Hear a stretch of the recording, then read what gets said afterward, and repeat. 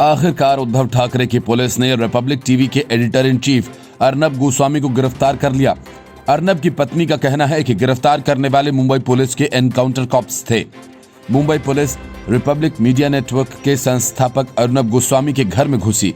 अर्नब गोस्वामी के साथ भी दुर्व्यवहार किया। अर्नब गोस्वामी के साथ पुलिस कर्मचारियों ने धक्का मुक्की भी की और सोशल डिस्टेंसिंग की धज्जियां उड़ाते हुए किसी मामूली अपराधी की तरह अर्नब गोस्वामी को गिरफ्तार किया गया। अर्नब गोस्वामी की हुई इस गिरफ्तारी के खिलाफ केंद्रीय मंत्री प्रकाश जावड़ेकर ने ट्वीट कर कहा कि हम महाराष्ट्र में प्रेस की आजादी पर हमले की निंदा करते हैं। ये प्रेस के साथ व्यवहार का तरीका नहीं है। ये हमें उन आपातकालीन दिनों की याद दिलाता है जब प्रेस के साथ ऐसा व्यवहार किया गया था। केंद्रीय मंत्री स्मृति ईरानी ने भी इस कार्रवाई पर सवाल उठाए हैं। उन्होंने ट्वीट किया और कहा कि फ्री प्रेस में जो लोग आज अर्नब के समर्थन में नहीं खड़े हैं, वे फांसीवादी के समर्थन में हैं। आप उसे पसंद नहीं कर सकते हैं, आप उसे स्वीकार नहीं कर सकते हैं, आप उसके अस्तित्व को तुच्छ समझ सकते हैं, लेकिन अगर आप चुप रहते हैं तो आप दमन का समर्थन करते हैं। अगली बार आप पर कार्रवाई हुई तो कौन बोलेगा? अर्नब गोस्वामी को निपटाने की कई कोशिशें उद्धव ठाकरे की सरकार कर चुकी है। वजह यह कि अर्नब पालघर मामले से लेकर सुशांत सिंह राजपूत मामले तक उद्धव सरकार पर कई तीखे सवाल उठा चुके हैं और इसी वजह से मुंबई पुलिस ने टीआरपी केस में अर्नब को फंसाने की कोशिश खुले तौर पर की और जब उसमें सफलता मिलती नहीं दिखी तब 2018 में एक आत्महत्या के मामले में अचानक अर्नब गोस्वामी को उनके घर से उठा लिया गया और उन पर 2018 में एक मां और बेटे को खुदकुशी के लिए उकसाने का आरोप है। अर्नब का आरोप यह है कि पुलिस ने उनके साथ मारपीट की। रिपब्लिक टीवी ने अर्नब के घर के लाइव फुटेज भी दिखाए जिसमें पुलिस और अर्नब के बीच झड़प होती हुई दिख रही है। एक्टर सुशांत सिंह राजपूत की मौत के मामले में अर्नब और रिपब्लिक टीवी मुंबई पुलिस की कार्रवाई पर सवाल उठाते रहे हैं। 2018 में 53 साल के एक इंटीरियर डिजाइनर अन्वय नाइक और उसकी मां ने आत्महत्या कर ली थी। इस मामले की जांच सीआईडी कर रही है। अन्वय की पत्नी अक्षता ने इस साल मई में आरोप लगाया था कि उनके पति ने रिपब्लिक टीवी के स्टूडियो में इंटीरियर का काम किया था और इसके लिए 500 मजदूर लगाए गए थे, लेकिन अर्नब ने बाद में 5 करोड़ 40 लाख रुपए का भुगतान नहीं किया और इससे उनका परिवार तंगी में आ गया। अन्वय ने कथित तौर पर सुसाइड नोट में भी अर्नब और 2 अन्य लोगों पर आरोप लगाए थे। अक्षता का दावा है कि रायगढ़ पुलिस ने इस मामले में एफआईआर तो दर्ज की थी, लेकिन मामले की ठीक से जांच नहीं की। हालांकि रायगढ़ के तब के एसपी अनिल पारस्कर के मुताबिक इस मामले में आरोपियों के खिलाफ कोई सबूत नहीं मिले थे। पुलिस ने कोर्ट में रिपोर्ट भी दाखिल कर दी थी।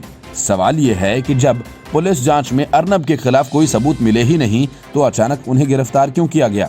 अर्नब की गिरफ्तारी पर शिवसेना प्रवक्ता संजय राउत कहते हैं कि पुलिस को सबूत मिले तो वह किसी पर कार्रवाई कर सकती है। जब से सरकार का गठन हुआ है तब से बदले की भावना से किसी पर कोई कार्रवाई नहीं की गई है। मुंबई पुलिस को कुछ सबूत मिला होगा, इसलिए वे कार्रवाई कर रहे हैं। हमें लगातार बदनाम करने का प्रयास किया गया है। Bureau report, news of India. जिस मामले में पहले रायगढ़ पुलिस को अर्नब के खिलाफ कोई सबूत नहीं मिले और उसने कोर्ट में अपनी रिपोर्ट भी दाखिल कर दी, उस मामले में अचानक अर्नब गोस्वामी की गिरफ्तारी के बाद कई सवाल उठ खड़े हुए हैं। पहला और बड़ा सवाल तो ये कि क्या ये बदले की कार्रवाई है, क्योंकि अर्नब गोस्वामी ने उद्धव ठाकरे और परमबीर सिंह के खिलाफ लगातार सक्रियता दिखाई। क्या टीआरपी मामले में चाहकर भी जब परमबीर सिंह अर्नब गोस्वामी को गिरफ्तार नहीं कर सके तो एक बंद मामले को फिर से खोलकर उन्हें गिरफ्तार किया गया? क्योंकि रायगढ़ के तत्कालीन एसपी अनिल पारस्कर के मुताबिक इस मामले में आरोपियों के खिलाफ कोई सबूत नहीं मिले थे। पुलिस ने कोर्ट में रिपोर्ट भी दाखिल कर दी थी। उद्धव ठाकरे और उनकी पार्टी के निशाने पर रही कंगना रनौत अब अर्नब की गिरफ्तारी पर खुलकर उनके साथ आ गई है। कंगना रनौत ने ट्वीट कर अर्नब गोस्वामी को सपोर्ट करते हुए लिखा कि सोनिया सेना को इतना गुस्सा क्यों आता है, हमें आजादी का कर्ज चुकाना है। कंगना लिखती हैं कि पप्पू प्रो को इतना गुस्सा क्यों आता है, पेंगुइन को इतना गुस्सा क्यों आता है, सोनिया सेना को इतना गुस्सा क्यों आता है। अर्नब सर, इन्हें बाल खींचने दें, हमारे खुलकर बोलने पर हमला करने दें, फांसी लगने से पहले इनके चेहरों पर मुस्कुराहट आने दें। आजादी का कर्ज चुकाना है। इसके साथ ही कंगना रनौत ने सोशल मीडिया पर एक वीडियो भी शेयर किया जिसमें उन्होंने महाराष्ट्र सरकार को मुंहतोड़ जवाब दिया है। कंगना रनौत का कहना है कि मैं महाराष्ट्र सरकार से ये पूछना चाहती हूँ कि आपने आज अर्नब गोस्वामी के घर में जाकर उनको मारा, उनके बाल नोचे, उन पर हमला किया, कितने घर तोड़ेंगे आप और कितने गले दबाएंगे? कितनी आवाजों को आप दबाएंगे? सोनिया सेना कितने मुंह बंद करेगी? ये मुंह बढ़ते जाएंगे। अर्नब गोस्वामी को महाराष्ट्र CID ने 2018 में इंटीरियर डिजाइनर अन्वय नाइक और उसकी मां कुमुद नाइक की मौत की जांच के सिलसिले में गिरफ्तार किया है। एक वरिष्ठ IPS अधिकारी के मुताबिक अर्नब को अलीबाग ले जाया गया है। अर्नब गोस्वामी ने आरोप लगाया कि मुंबई पुलिस ने उनके ससुर, सास, बेटे और पत्नी के साथ मारपीट की। रिपब्लिक टीवी पर जो वीडियो चल रहे हैं उसमें दावा किया जा रहा है कि पुलिस अर्नब से बदसलूकी करती दिख रही है। दरअसल ये मामला 2018 का है। 53 वर्षीय इंटीरियर डिजाइनर अन्वय नाइक और उनकी मां कुमुद नाइक ने मई 2018 में अलीबाग में आत्महत्या कर ली थी। इस घटना के बाद एक सुसाइड नोट मिला था जो कथित तौर पर अन्वय द्वारा लिखा गया था। उस सुसाइड नोट में उन्होंने कहा था कि अर्नब गोस्वामी और 2 अन्य ने उन्हें 5 करोड़ 40 लाख रुपए का भुगतान नहीं किया, जिसकी वजह से उन्हें आर्थिक तंगी का सामना करना पड़ा। Bureau report, news of India.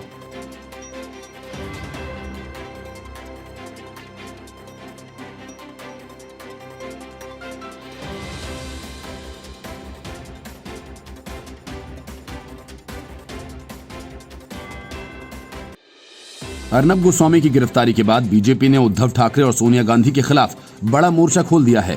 देश के बड़े पत्रकार को जिस तरह से उद्धव ठाकरे की पुलिस ने उनके घर से उठाया, उसके बाद केंद्रीय गृह मंत्री अमित शाह एक्शन में आ गए।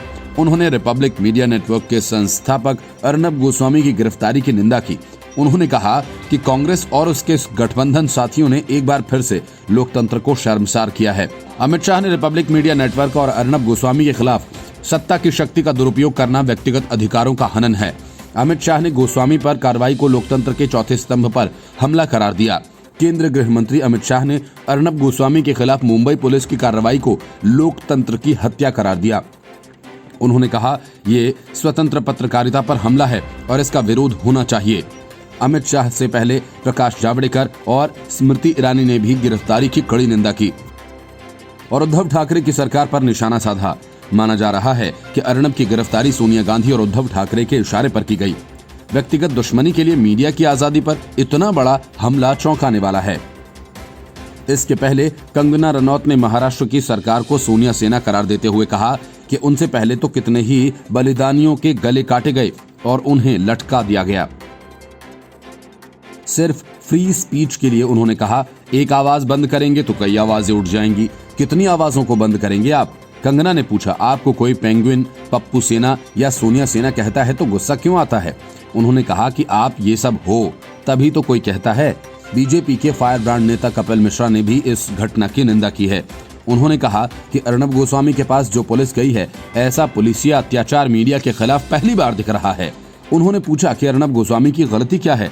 सवाल उठाना गलती है या फिर सच्चाई दिखाना गलती है?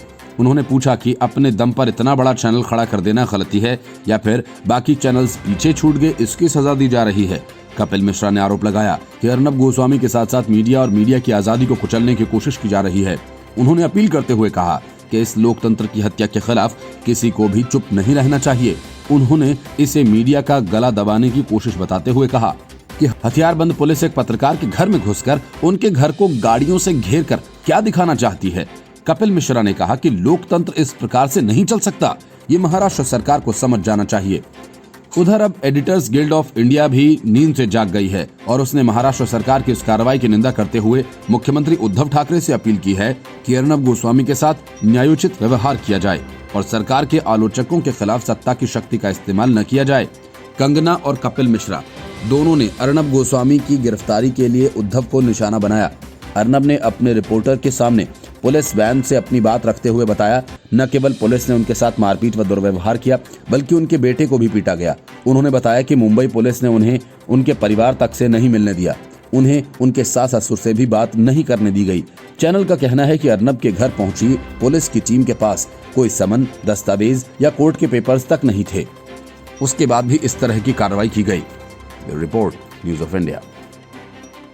इंदिरा गांधी ने 25 जून 1975 को भारतीय लोकतंत्र और प्रेस की आजादी को लेकर काला अध्याय जोड़ा था, लेकिन 4 नवंबर 2020 को महाराष्ट्र की महाविकास अघाड़ी सरकार उससे भी आगे निकल गई। उद्धव ठाकरे की सरकार ने रिपब्लिक टीवी के editor in chief Arnab Goswami को गिरफ्तार कर मीडिया को डराने की कोशिश की। उद्धव ठाकरे ने पत्रकारों को यह संदेश देने की कोशिश की है कि उनके खिलाफ जाने पर हर हाल में उसका भुगतान करना होगा। देश के बड़े चैनल के चीफ को बिना नोटिस के एक अपराधी की तरह गिरफ्तार कर घसीट कर ले जाया जाना कांग्रेसी फासिज्म का सबसे बड़ा उदाहरण है। एडिटर्स गिल्ड ने इस गिरफ्तारी की कड़ी आलोचना की है। इंडियन डिजिटल मीडिया एसोसिएशन यानी IDM ने रिपब्लिक मीडिया नेटवर्क के मुख्य संपादक अर्नब गोस्वामी की गिरफ्तारी और मुंबई पुलिस की मनमानी पर हैरानी जताई है।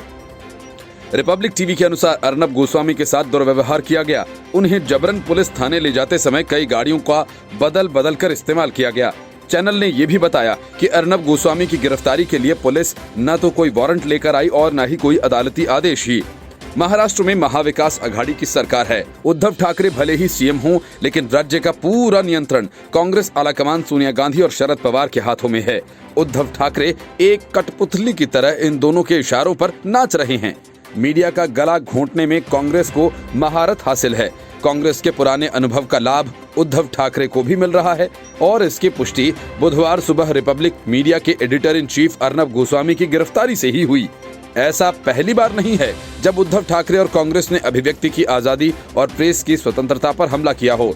पालघर और सुशांत सिंह राजपूत केस में कंगना रनौत के ऑफिस पर बुलडोजर चलाने का मामला, कोरोना से लड़ाई में उद्धव ठाकरे की नाकामी से लोगों में काफी नाराजगी भी है। रिपब्लिक टीवी ने इन लोगों की आवाज को और मजबूती दी, जिससे उद्धव ठाकरे की किरकिरी होने लगी। जनता में गिरती छवि से परेशान उद्धव सरकार ने रिपब्लिक टीवी के दमन का फैसला किया। उसके खिलाफ फर्जी TRP केस तैयार कर उसे फंसाने की कोशिश की गई। इसके बाद मुंबई पुलिस ने बंद पड़े एक आत्महत्या के मामले में अर्नब गोस्वामी को अचानक गिरफ्तार कर लिया और अपने खिलाफ उठ रही आवाज को दबाने की कोशिश की। हिंदी में एक कहावत है कि रस्सी जल जाती है लेकिन बल नहीं जाता। कांग्रेस पार्टी के साथ ये कहावत बिल्कुल सटीक बैठती है। कांग्रेस की रस्सी तो जल गई लेकिन बल नहीं गया। पत्रकारिता और पत्रकारों के प्रति असहिष्णु रवैया अभी तक जारी है। अर्नब गोस्वामी पर वहीं हमला हुआ जहां कांग्रेस सत्ता में है। खास बात ये कि अर्नब गोस्वामी के सोनिया गांधी से सवाल पूछे जाने के बाद से ही राजस्थान के मुख्यमंत्री अशोक गहलोत ने अर्नब गोस्वामी को रिपब्लिक भारत से हटाने की मांग की है और उन्हें सनकी तक घोषित कर दिया था और इसके बाद ही रात को उन पर हमला हो गया। इसके पहले राहुल गांधी ने स्मिता प्रकाश जैसी वरिष्ठ पत्रकार पर अपने प्रश्नों का स्वयं उत्तर देने का आरोप लगाते हुए उन पर हमला किया था। ये वाकया उस समय का है जब स्मिता प्रकाश ने प्रधानमंत्री नरेंद्र मोदी का साक्षात्कार किया था और उसकी चर्चा भी काफी हुई थी। उसी समय राहुल गांधी ने भद्दे तरीके से उस पर आरोप लगाते हुए हमला किया था। वरिष्ठ महिला पत्रकार के खिलाफ राहुल गांधी के इस अमर्यादित हमले के बाद भी किसी ने राहुल गांधी से सवाल पूछने की हिम्मत नहीं की। UPA 2 के कार्यकाल में भी पत्रकारिता और पत्रकारों की आवाज दबाने के लिए हमले होते रहे। इसके लिए कांग्रेस ने हमेशा साम दाम दंड भेद का इस्तेमाल किया। साल 2012 में कांग्रेस सांसद नवीन जिंदल ने वरिष्ठ पत्रकार सुधीर चौधरी पर अपनी कंपनी के कथित तौर पर कोयला घोटाले में शामिल होने की खबर प्रसारित नहीं करने के बदले में 100 करोड़ रुपए मांगने का आरोप लगाया था। इस आरोप के चलते सुधीर चौधरी को जेल तक जाना पड़ा। हालांकि बाद में सुधीर चौधरी ने कांग्रेस सांसद नवीन जिंदल के खिलाफ मानहानि का मामला दाखिल किया। उन्होंने जिंदल पर FIR में झूठे तरीके से फंसाने और संवाददाता सम्मेलन में झूठा बयान देने का आरोप लगाया। 15 सितंबर 2009 को द हिंदू में चीन द्वारा सीमा पर की गई फायरिंग में ITBP के 2 जवान घायल हुए शीर्षक खबर डापी थी। इस खबर पर तत्कालीन मनमोहन सरकार ने प्रतिक्रिया देते हुए इसे झूठा करार दिया था। केंद्रीय गृह मंत्रालय ने कहा कि उन्होंने इस खबर को गंभीरता से लिया है और इसे आपराधिक कृत्य मानते हुए वो FIR दर्ज कराने जा रहे हैं। पत्रकारों को अदालत में पेश होने को कहा गया और खबर का सूत्र बताने को कहा गया। राष्ट्रीय सुरक्षा सलाहकार MK नारायणन ने तो इस मुद्दे को ही मीडिया हाइप करार दिया था। उनका कहना था कि ऐसी खबरों से कोई अपना नियंत्रण खो सकता है और सचमुच बड़ी घटना हो सकती है। गुपकर गठबंधन से बात बनती नहीं देख अब महबूबा मुफ्ती ने जम्मू कश्मीर में अशांति फैलाने का एक नया हथकंडा अपनाया। करीब 14 महीनों की नजरबंदी के बाद रिहा हुई महबूबा मुफ्ती ने रिहा होते ही तिरंगे को लेकर एक विवादित बयान दिया। फारूक अब्दुल्ला कम्युनिस्ट और कांग्रेस के साथ मिलकर गुपकर गठबंधन बनाया और वे अब घाटी के युवाओं को भड़काने में जुट गई हैं। महबूबा मुफ्ती ने कहा कि कश्मीरी युवाओं को सुरक्षित रखने के लिए हम किसी भी हद तक जा सकते हैं। पहले जो कानून बनाए गए थे उनके लिए जनता से सलाह ली गई थी और वे जनता को सहूलियत देने वाले कानून थे। लेकिन अब जो कानून कश्मीरियों पर थोपे जा रहे हैं उनसे लोगों को दिक्कतों का सामना करना पड़ रहा है और हम इसे कतई बर्दाश्त नहीं करेंगे। जम्मू कश्मीर पर लंबे समय तक मुफ्तियों और अब्दुल्लाओं का शासन रहा। कश्मीर के संसाधनों को जमकर लूटा गया, लेकिन अब जब उनकी पोल एक के बाद एक खुलने लगी तो उनकी बेचैनी काफी बढ़ गई है और इसी वजह से महबूबा मुफ्ती ने युवाओं को भड़काने का काम शुरू कर दिया। पीडीपी नेता महबूबा मुफ्ती ने कहा, पीडीपी का हमेशा से एजेंडा रहा है कि जम्मू कश्मीर अमन का पुल बनना चाहिए, हमारे हमसाया मुल्क चाहे पाकिस्तान हो या चीन। अभी चीन एलएसी के अंदर आ रहा है। मुफ्ती साहब का ख्वाब रहा है कि जम्मू कश्मीर को हिंदुस्तान और हमसाया मुल्क के बीच पुल बनना होगा। केंद्र सरकार को वही फॉर्मूला अपनाना होगा। इससे पहले महबूबा मुफ्ती ने कहा था कि बीजेपी के लोग जम्मू कश्मीर के संसाधन लूट कर ले जाना चाहते हैं। बीजेपी ने गरीब को 2 वक्त की रोटी नहीं दी, वो कश्मीर में जमीन क्या खरीदेगा। दिल्ली में रोज एक फरमान जारी होता है, अगर आपके पास इतनी ताकत है तो चीन को निकालो जिसने लद्दाख की जमीन खाई है। चीन का नाम लेने से थरथराते हैं। पीडीपी की युवा इकाई की ओर से आयोजित कार्यक्रम के बाद महबूबा ने कहा कि हमने अपना जीवन जिया, अब हमें युवाओं को उनके बच्चों के बारे में सोचना होगा। हमारे युवाओं के भविष्य की रक्षा के लिए हम किसी भी हद तक जा सकते हैं। महबूबा ने कहा कि अतीत में उनकी पार्टी ने पुलिस कार्यबल की कथित ज्यादतियों के खिलाफ लड़ाई लड़ी थी और आतंकवादियों का आत्मसमर्पण कराया था, लेकिन अब पार्टी जम्मू कश्मीर के विशेष दर्जे की बहाली पर ध्यान केंद्रित करेगी। उत्तर प्रदेश की सियासी बिसात पर मायावती बड़ा दांव चलने की तैयारी में हैं। प्रियंका वाड्रा और अखिलेश यादव के गठजोड़ को एक झटके में चित्त करने की योजना मायावती असदुद्दीन ओवैसी के साथ मिलकर बना रही हैं। मायावती का इरादा यूपी में दलित और मुस्लिम गठजोड़ कार्ड खेलने का है और इसके लिए ओवैसी उनके हिसाब से एकदम फिट हैं, जो यूपी में अपनी पकड़ बनाने को बेकरार हैं। महाराष्ट्र में यही काम वे पहले कर चुके हैं। प्रकाश जावड़ेकर के साथ समझौता कर लोकसभा की सीट जीत चुके ओवैसी यूपी के मैदान में मायावती के साझेदार बन सकते हैं। फिलहाल यूपी में बीजेपी के साथ मायावती के मधुर रिश्ते हैं और बिहार में वो ओवैसी के साथ गठबंधन धर्म निभा रही हैं। अलग अलग दिशाओं के इन नए दोस्तों में से बसपा किसी एक को आगामी यूपी विधानसभा चुनाव के लिए चुनेगी। दलित और मुस्लिम वोटों की टांगों से चलने वाली हाथी ने सूंड में कमल लेकर खुद को लंगड़ा करने की भूल तो कर ली है।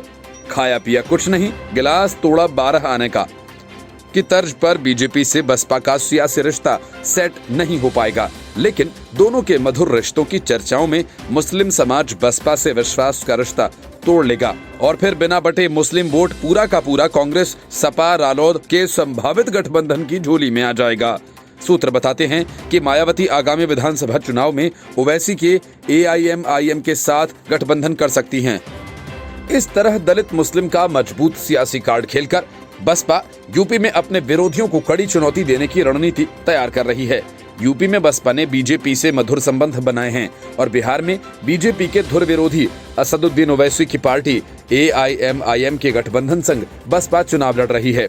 एक तरफ बीजेपी, दूसरी तरफ सपा कांग्रेस रालोद का संभावित गठबंधन और तीसरी तरफ बसपा और AIMIM का मजबूत गठबंधन, जिसमें दलित मुस्लिम का गठजोड़ बीजेपी और सपा कांग्रेस गठबंधन को कड़ा मुकाबला दे सकता है। बसपा का आधार दलित और मुस्लिम वोट है। बसपा ओवैसी की AIMIM को कुछ सीटें देकर यूपी में दलित मुस्लिम समीकरण का कार्ड खेल सकती हैं। पिछले 8-9 वर्षों में बसपा का जनाधार लगातार कम होता जा रहा है। सत्ता में वापसी के लिए वो अपने सबसे बड़े प्रतिद्वंदी और धुर विरोधी सपा तक के साथ समझौता करने के बाद भी सफल नहीं हुई। केंद्र और यूपी में बीजेपी की सरकारें हैं। अपने आधार उत्तर प्रदेश में आक्रामक विपक्षी की भूमिका में न आने के पीछे तमाम मजबूरियां हैं। CBI और ED जैसी एजेंसीज की तलवार कभी भी लटक सकती है। इन तमाम दुश्वारियों में बसपा सुप्रीमो एक परिपक्व राजनीतिज्ञ की तरह मोहरे बिछा रही हैं। दशकों सत्ता पर काबिज रहने कांग्रेस जैसे राष्ट्रीय दल को हाशिए पर लाकर यूपी में अपनी जड़ें फैलाने वाले सपा बसपा को हल्के में लेना नादानी है। मोदी वेव के दौरान दोनों दल फूंक फूंक कर कदम रखते हैं। अपना अस्तित्व बचाए रखने के लिए ये हर प्रयोग और हर समझौता करते रहे हैं।